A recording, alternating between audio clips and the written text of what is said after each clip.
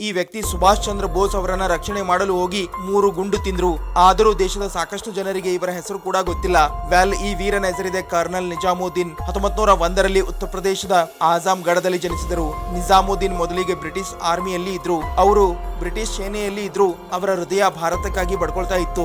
ಆದ್ರೆ ಯಾವಾಗ ಅವರು ಬ್ರಿಟಿಷ್ ಸೇನೆಯ ಅಸಲಿ ಮುಖ ನೋಡಿದ್ರು, ಭಾರತೀಯರ ಮೇಲೆ ಆಗುವ ಅತ್ಯಾಚಾರ ಅವಮಾನ ನೋಡಿದ್ರು, ಆಗ ಅವರು ದಂಗೆ ಏಳಲು ಪ್ರಾರಂಭ ಮಾಡಿದ್ರು. ಹೇಳಲಾಗುತ್ತೆ ಇವರು ತಮ್ಮದೇ ಬ್ರಿಟಿಷ್ ಅಧಿಕಾರಿಯನ್ನು ಕೊಂದು ಹಾಕಿದರು. ಮತ್ತೆ ಎಲ್ಲವನ್ನೂ ಬಿಟ್ಟು ಆಜಾದ್ ಹಿಂದ್ ಸೈನ್ಯವನ್ನ ಸೇರಿದರು. ಮತ್ತೆ 1943ರಲ್ಲಿ ಸುಭಾಷ್ ಚಂದ್ರ ಬೋಸ್ ಅವರ ಕಾರ್ ಡ್ರೈವರ್ ಆಗಿದ್ರು. ಮತ್ತೆ ಒಂದು ದಿನ ನೇತಾಜಿ ಬ್ರಿಟಿಷ್ ಸೀಕ್ರೆಟ್ ಏಜೆಂಟ್ ನಿಂದ ತಪ್ಪಿಸಿಕೊಳ್ಳಲು ಮಲೇಷ್ಯಾದ ಕಾಡುಗಳಲ್ಲಿ ಅಡಗಿ ಕೂತಿದ್ರು. ಅದೇ ಕ್ಷಣ ನಿಜಾಮುದ್ದೀನ್ ಅವರ ಕಣ್ಣು ಕಾಡಿನಲ್ಲಿ ಅಡಗಿ ಕುಳಿತ ಬಂದೂಕುಧಾರಿಯ ಮೇಲೆ ಬಿತ್ತು. ಅವನ ಗುರಿ ನೇರವಾಗಿ ನೇತಾಜಿ ಮೇಲೆ ಇತ್ತು. ನಿಜಾಮುದ್ದೀನ್ ಸ್ವಲ್ಪವೂ ತಡ ಮಾಡದೆ ನೇತಾಜಿ ಮುಂದೆ ಬಂದು ನಿಂತರು. 3 ಗುಂಡು ನೇರವಾಗಿ ಅವರ ದೇಹಕ್ಕೆ ತಗುಲಿದವು. ಅವರು ಮೂರ್ಛೆ ಹೋದರು. ನಂತರ ಕ್ಯಾಪ್ಟನ್ ಲಕ್ಷ್ಮೀ ಸೇಗನ್ ಅವರನ್ನ ಚಿಕಿತ್ಸೆ ಮಾಡಿ ಅವರ ದೇಹದಿಂದ 3 ಗುಂಡು ಆಚೆ ತೆಗೆದ್ರು.